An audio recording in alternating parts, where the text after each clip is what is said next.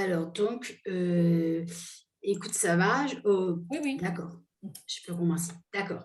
Alors donc pour introduire la reine Marie-Caroline, il faut sûrement parler de la Révolution française. Parce que cet événement change complètement, bouleverse complètement cette femme, qui devient en effet une autre femme.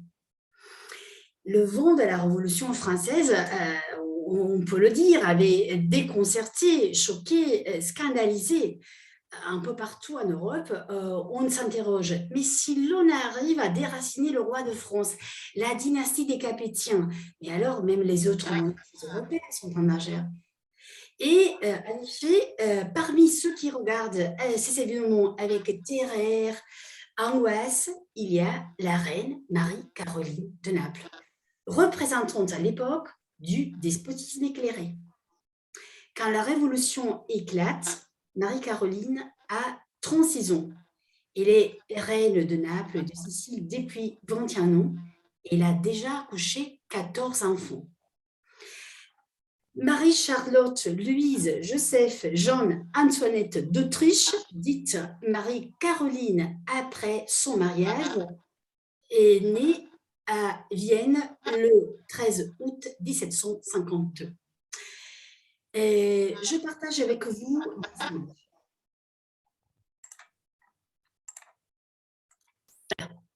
Vous voyez là,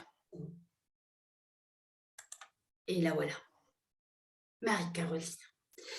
Et donc un personnage de l'époque, un écrivain, André Bonfons, dans son œuvre Marie-Caroline, reine des deux Siciles, écrivait sur la reine ce bref commentaire qui décrit, en effet, si vous voulez, la vie de cette reine. Et il disait comme ça: née d'un sang illustre, gracieuse, active et intelligente, Marie-Caroline avait toutes les qualités pour réussir, si bien qu'à l'aurore de son règne, elle avait conquis le cœur des Italiens.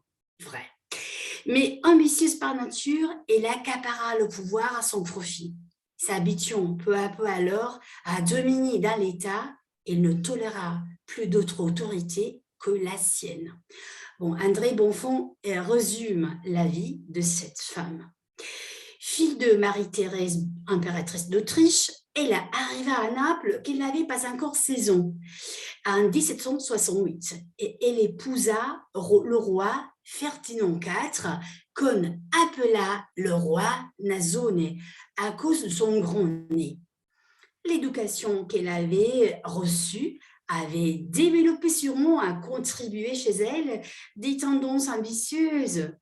Et à l'école de la cour de Vienne, sa mère avait appris aux princesses qu'une fois en possession d'une couronne, les reines ne devaient jamais, tout en défendant les intérêts de sa patrie d'adoption, oublier, perdre de vue les intérêts de son pays d'origine.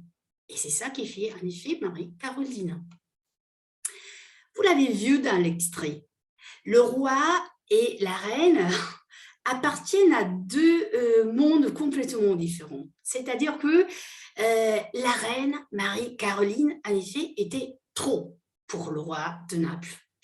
Elle était agissante et décidée. Le roi, par contre, indolent et dépourvu d'initiative. Elle avait le goût des affaires. Le roi, au contraire, manifestait à ce sujet une indifférence absolue. Il était négligent, paresseux, il n'aimait que la chasse, il était devenu maître et la pêche, dont il faisait métier. En effet, des écrivains de l'époque qui avaient fait le grand tour en Italie décrivaient que quelquefois on voyait le roi déguisé en aubergiste qui distribuait du vin à la campagne pour s'amuser. Donc, il se livrait aux amusements les plus ridicules. Exactement le contraire de Marie-Caroline, qui était vraiment attentive et qui suivait le code déontologique que la cour autrichienne lui avait imposé. Le roi fut victime et esclave des caprices, des crises de colère de cette impétueuse reine de Naples que Napoléon désigna sous le nom de Frédégonde. aux côtés d'un roi ignorant et malheureux, et il gouverna donc à sa manière. De leur union, comme je viens de vous dire, naquirent 16 enfants, exactement comme sa mère, Marie-Thérèse, et en 24 ans seulement. Caroline, en effet, enfantait, mais elle se débarrassait rapidement de ses obligations maternelles en confiant ses bébés aux domestiques. Elle voulait rester libre, profiter de son temps, non seulement pour gouverner, mais pour s'amuser, aimer et jouir les charmes féminins.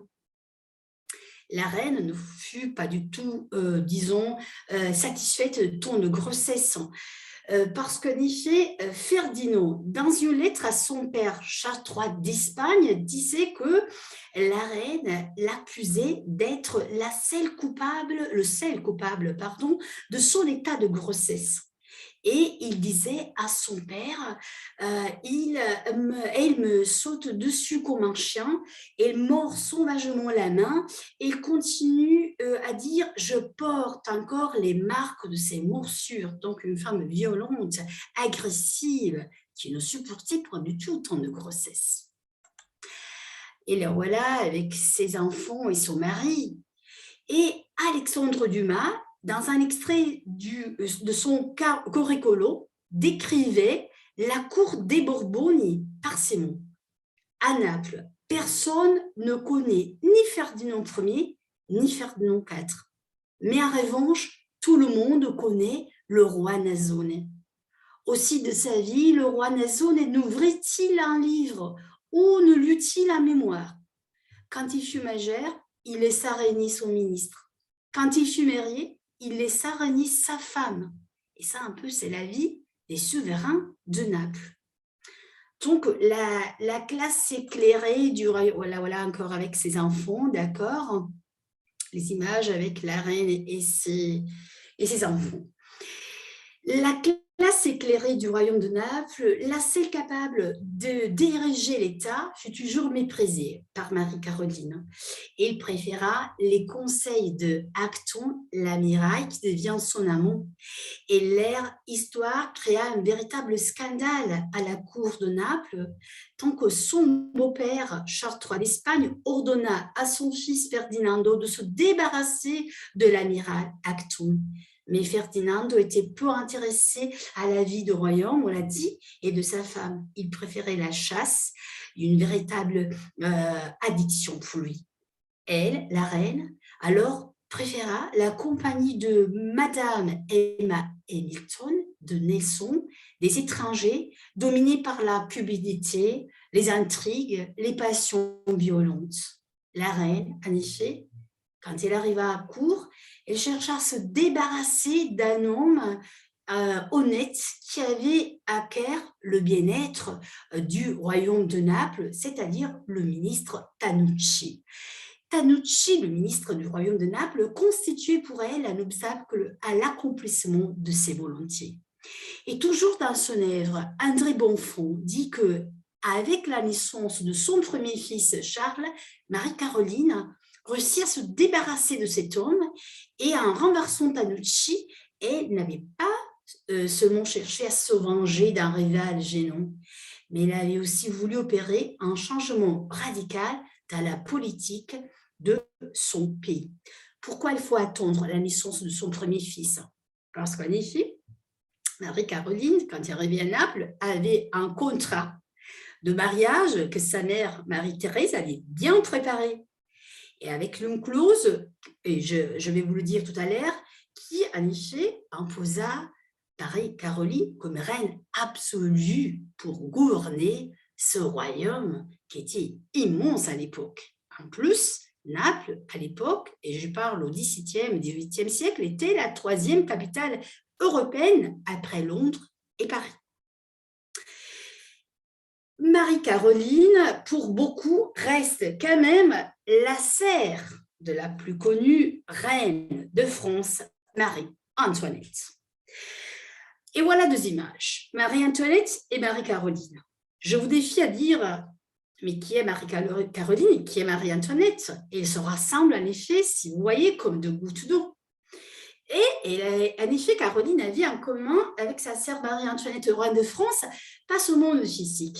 La taille ravissante, vous la voyez, le bas de la figure très allongée, les traits superbes, mais surtout le fait que toutes les deux furent les protagonistes d'une révolution. L'une à Paris, l'autre à Naples.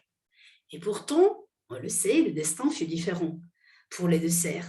Marie-Antoinette fut guillotinée, Marie-Caroline, la méchante, la sorcière, le monstre de lubricité, comme l'a qualifia l'historien Michelet, triompha et la révolution, pour elle, fut seulement un malheureux accident de parcours. Toujours Michelet met en évidence un aspect fondamental de leur règne.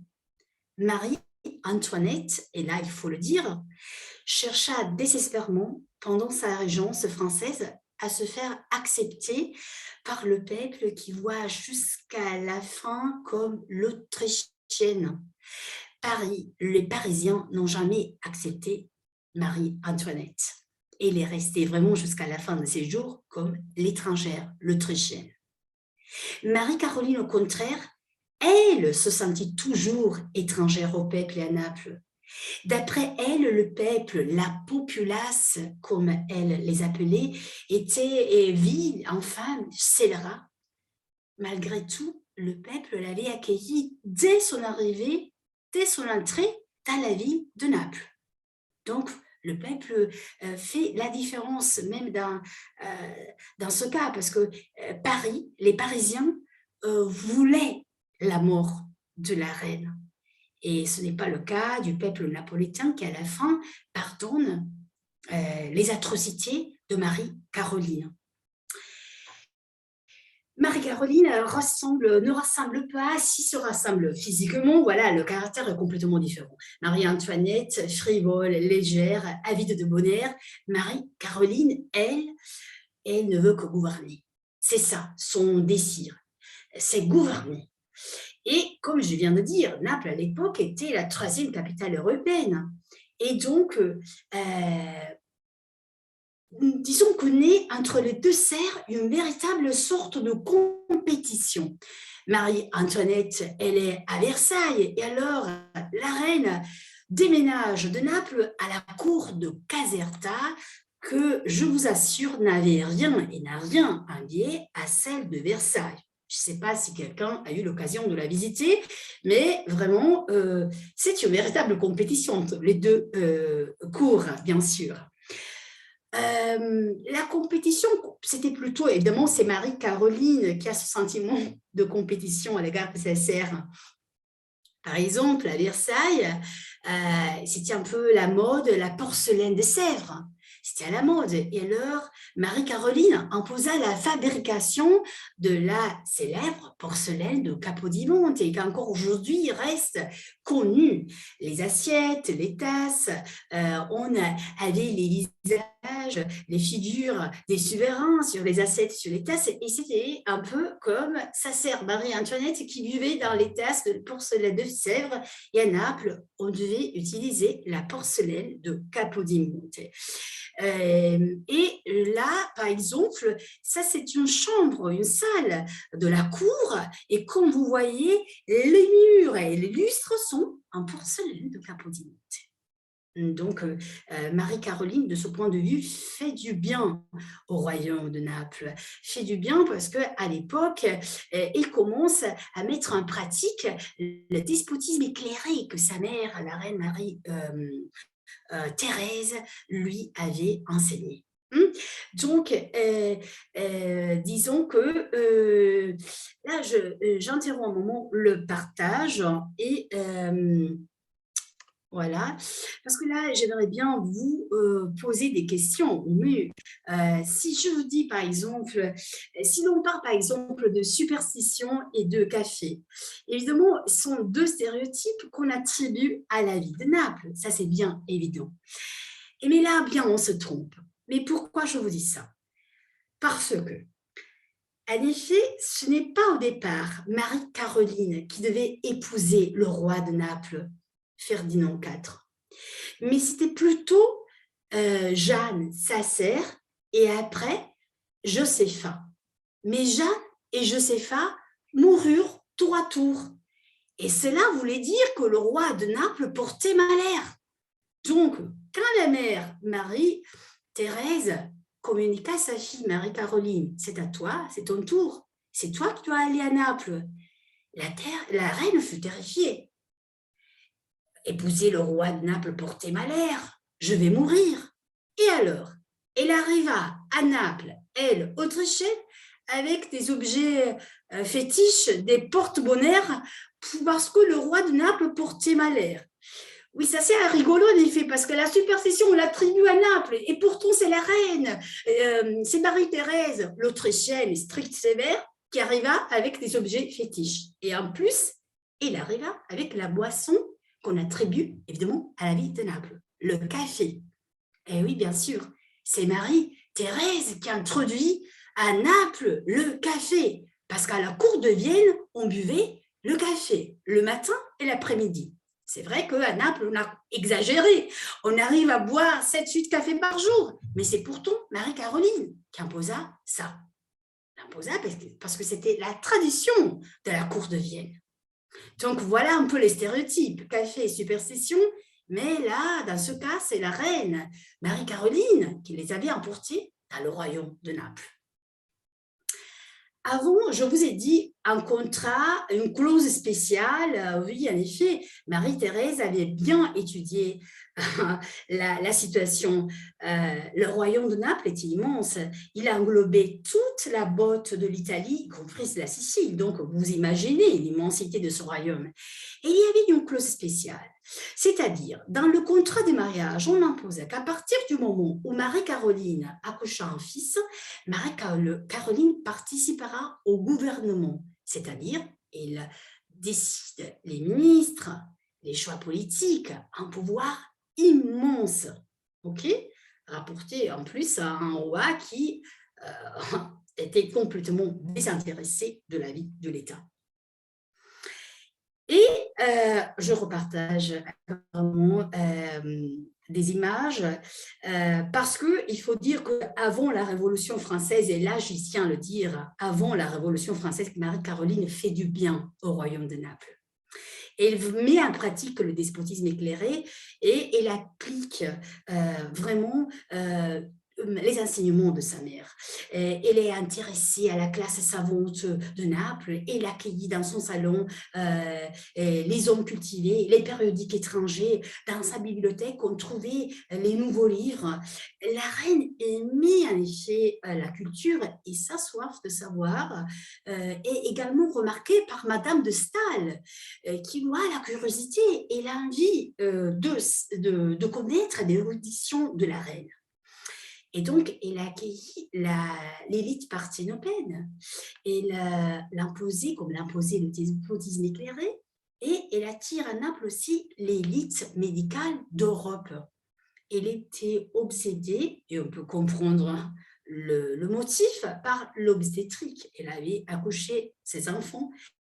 Et donc, la modernité de Marie-Caroline, on la voit un peu dans tous les domaines du savoir.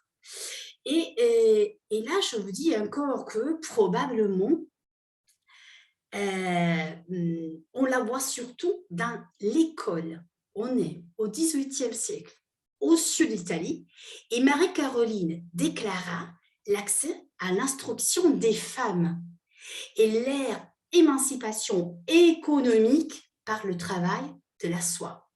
Donc, si on pense à tout ça, ça semble presque un rêve, une fantaisie de l'imagination, et pourtant, ça correspond à la réalité. Je partage une image. Voilà. Alors, voilà. Et voilà l'image que j'ai vue. Attention, un moment, s'il vous plaît. Voilà. Voilà. Et encore, elle et son mari organisent scientifiquement les filles de Pompéi et d'Herculaneum découvertes sous le royaume de Charles. Et il supervise en personne l'extraction de ce témoignage troublant du passé. Donc, vous voyez, et c'est pour ça que je vous ai dit au début, il y a deux Marie-Caroline. la reine avant et la reine après la Révolution française. Et parce que quand la tête de sa sœur bien-aimée tomba sous la lame de la guillotine, la terreur et la peur assaillirent Marie-Caroline. Donc, l'exécution de sa sœur cadette adorée, c'est un virage dans sa vie qui ne sera plus la même. Du jour au lendemain, la monarque éclairée se transforme en une autre femme, en une autre reine. Elle écrit de sa main « Je poursuivrai ma vengeance jusqu'au tombeau ». Et en effet, elle le fait, elle le met en pratique. La première action fut la haine contre la nation qui avait exécuté de manière tragique les erreurs de Marie-Antoinette, c'est-à-dire la France. Il fallait rompre tous les rapports avec la France. Donc, la très large liberté de la presse, la liberté de commerce du livre furent brusquement supprimées. 1000 vexations furent infligées à des personnes dont le seul crime était d'aimer les principes de la Révolution française. Tous les historiens, les écrivains, les voyageurs qui avaient fait le grand tour et qui se trouvèrent au royaume de Naples virent en Marie-Caroline une fanatique de la violence et de la mort. Stendhal, dans son voyage en Italie, décrivait ça. Une femme de génie régnait à Naples. D'abord admiratrice de la Révolution française, passionnée de la Révolution française, par la jalousie contre quelqu'un, bientôt elle comprit le danger de tous les trônes et les combattit avec fureur. Si je n'étais pas reine de Naples, dit-elle un jour, je voudrais être Robespierre. Et l'on voyait dans un boudoir de la reine un immense tableau représentant l'instrument du supplice de sa sœur. Donc, elle était complètement bouleversée. Et après la Révolution française, les citoyens soupçonnés de complot contre la reine et la monarchie furent indignement et cruellement traités par la reine qui exerçait une vraie tyrannie. Dans le Moniteur parisien du 26 février, le Moniteur de Paris décrivait Marie-Caroline, femme qui fait porter le deuil à tant de familles, qui fait gémir dans les prisons des milliers de victimes. Donc, même à l'étranger, on commence à comprendre un peu l'autorité, la violence, la tyrannie de cette femme. Mais pourtant, les fortes émeutes qui précédèrent l'instauration de la République napolitaine, la République partenopéenne, suscitèrent donc le spectre de sa sœur, la peur d'être tuée de manière atroce. Et alors donc, elle commença à éprouver le besoin de fuir. Il fallait échapper de Naples. Naples devenait dangereuse parce qu'en effet, cette ville commençait à combattre la monarchie. Et là aussi commence à naître le besoin de liberté, les principes d'égalité, liberté et fraternité arrivent jusqu'au royaume de Naples. Et alors donc, les souverains sont obligés à abandonner la ville de Naples. Ce fut Palerme, la ville sicilienne, qui accueillit les souverains exiliés. Voilà, ça c'est le palais chinois qui devient la cour des royaumes de Naples, des souverains de Naples. Et elle arriva à Palerme et la proclamation de la République, la proclamation de la République, l'avait terrifiée. Et commence alors pour se soulager une correspondance épistolaire avec sa fille et son amie Emma Hamilton, où l'on comprend que la période sicilienne fut terrible pour Marie-Caroline. Une sorte d'exil doré dans un royaume qui était si différent par rapport à celui absolutiste de Naples. elle détestait le climat. Elle disait trop de chaleur, trop de mer, trop de soleil. Imaginez-vous, elle était autrichienne, elle était déjà arrivée à Naples. Et en plus, elle arrive jusqu'à Palerme, ça devient insupportable. Et alors, donc, les chroniqueurs de l'époque la décrivent comme dépendante à l'opium. Oui, en effet, pour soulager la souffrance et la dépression de cette période, elle commence à se droguer. Elle est toujours de mauvaise humeur, irascible, et pourtant, on le sait, l'histoire, on la connaît. En effet, la République parthénopéenne ne dura que 6 mois et une série de rencontres et de coïncidences fortuites déterminèrent la reprise du sort du royaume des Bourbons et la chute de la République parthénopéenne.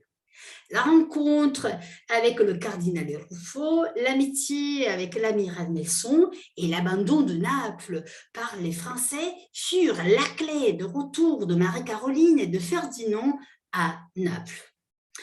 Indigné, évidemment, dès les premiers instants de la rébellion des Napolitains, il a toujours altéré la vengeance, la résistance, des sentiments, de toute façon, des sentiments violents contre les patriotes de la République parthénopéenne. Et donc, sa colère, elle a fait peser sur les victimes et les martyrs de tous ceux qui avaient partagé le désir de liberté et d'indépendance des monarchies absolues.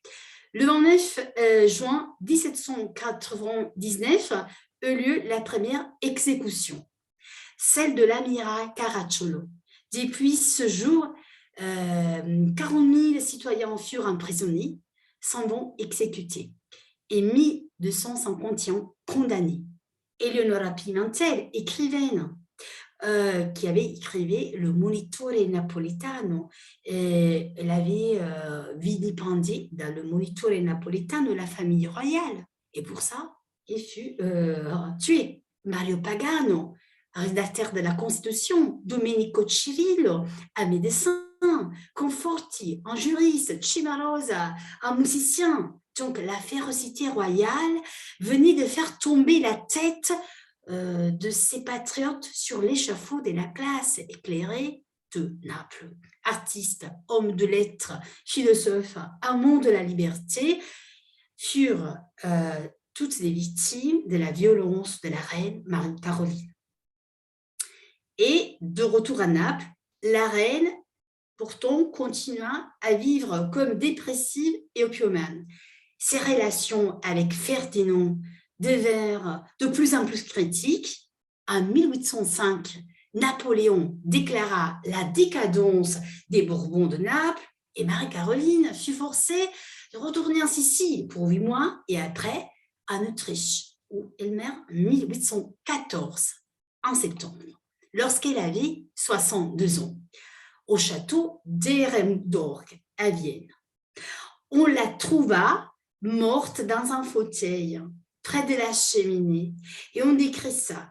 Elle avait les yeux ouverts, épouvantée, la bouche tordue par une grimace menaçante qu'elle avait l'air de ricaner, en montrant toutes ses dents. La justice, en effet, si vous pensez, oui, en effet, la justice de l'histoire, si on réfléchit,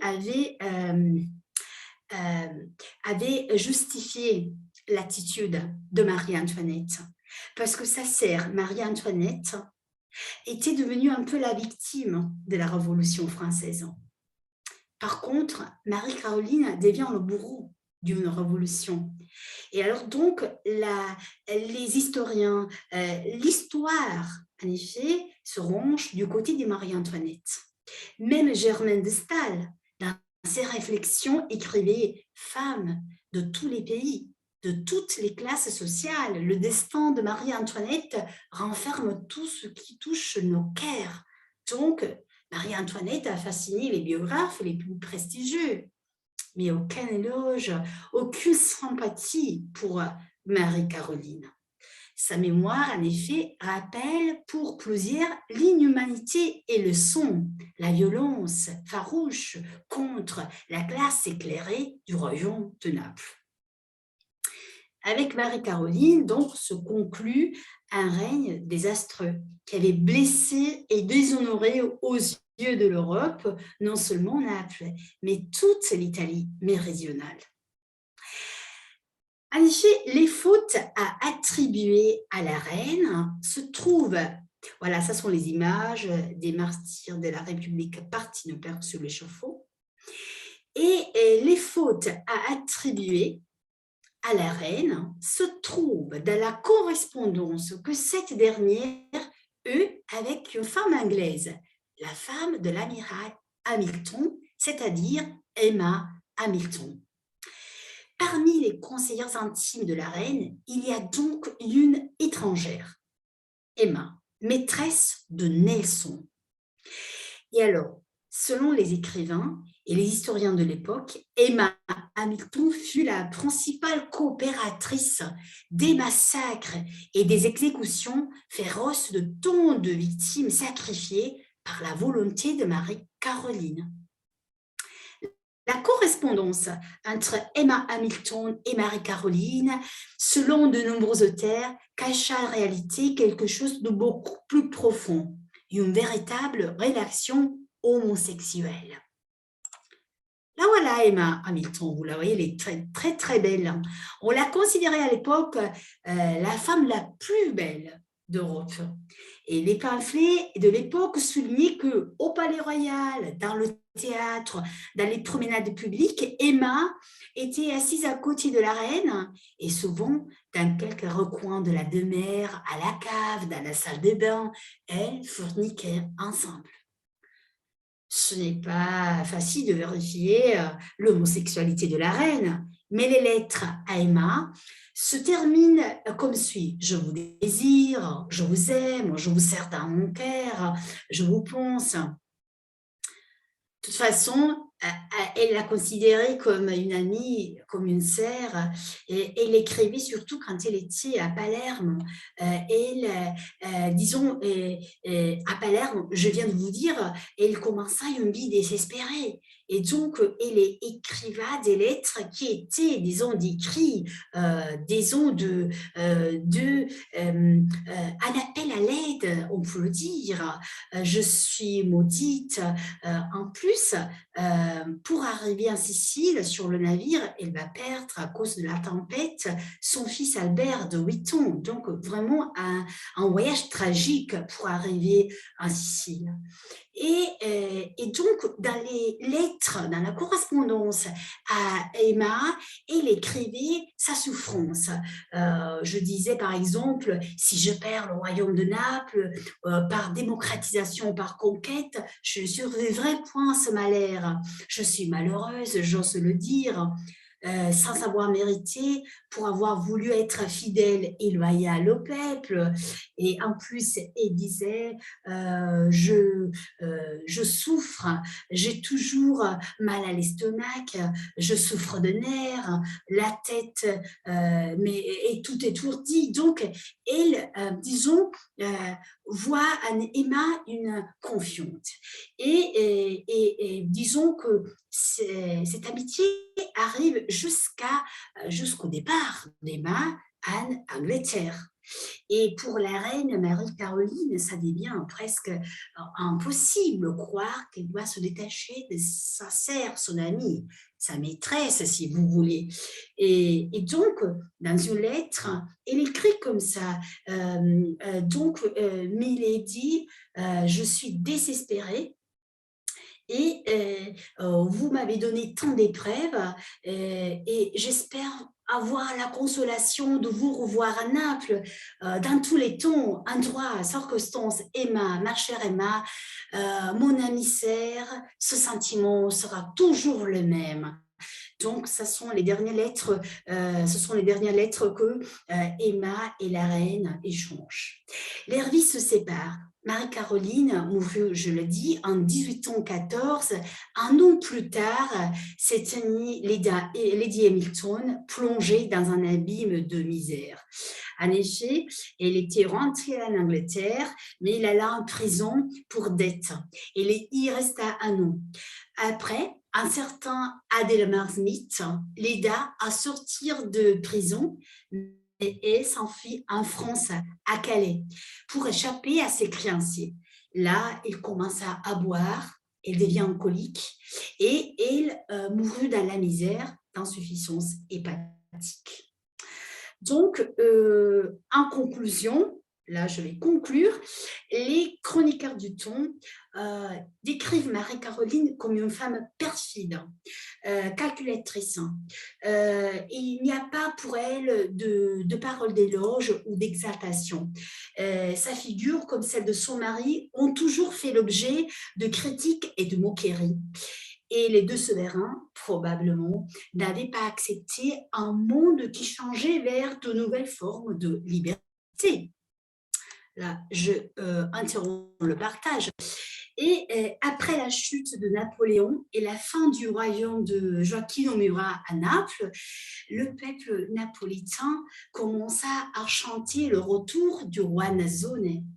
Et il retourna, triomphant, à Naples, tout seul, sans sa femme.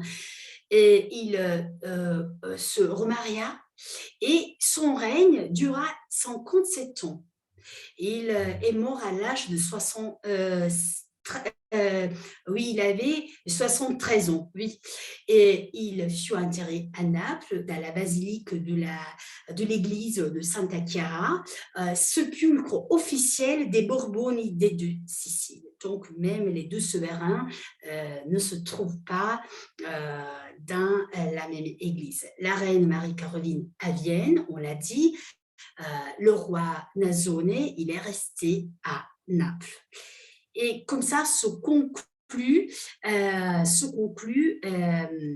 l'histoire, si vous voulez, de cette femme et de son mari, les rois du royaume de Naples. Et je vous remercie pour l'attention.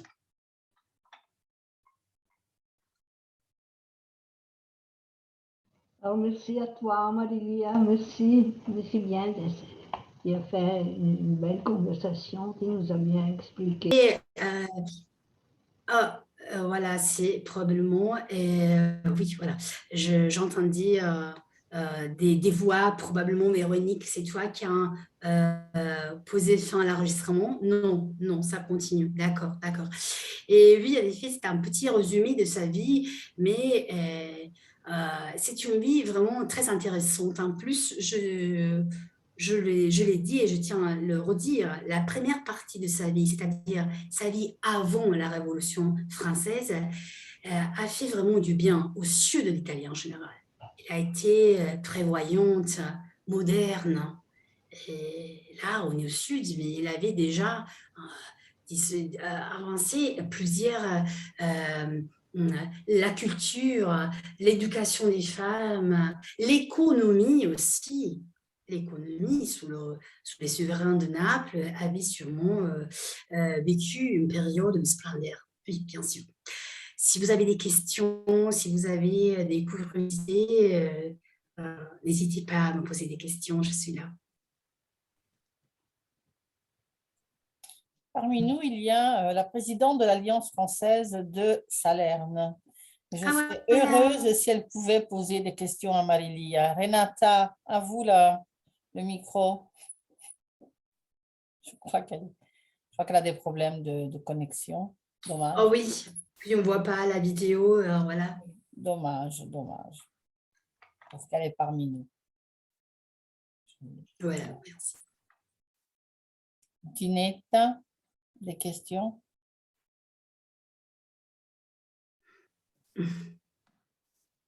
Une question personnelle pour Marilia. Oui. Est-ce que tu portes sur toi des porte-bonheur? Non, malheureusement. Non, mais malheureusement, Carole, et je m'adresse à toi, je suis un peu atypique. On m'a toujours dit que, oui, c'est vrai, on m'a dit, tu ressembles plutôt à une Suisse. Et c'est vrai, quand on te dit ça, je te dis, franchement, non. Et en plus, je ne bois pas de café. Donc, vous comprenez bien que… C'est atypique. Je suis un peu atypique et c'est un peu ça, oui.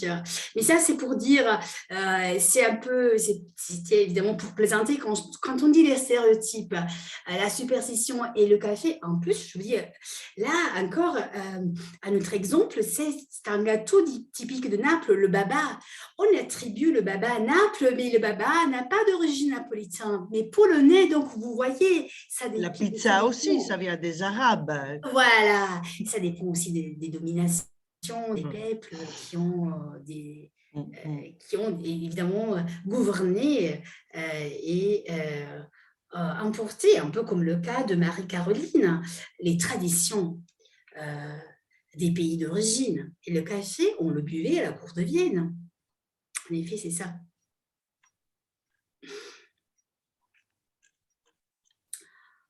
Bon.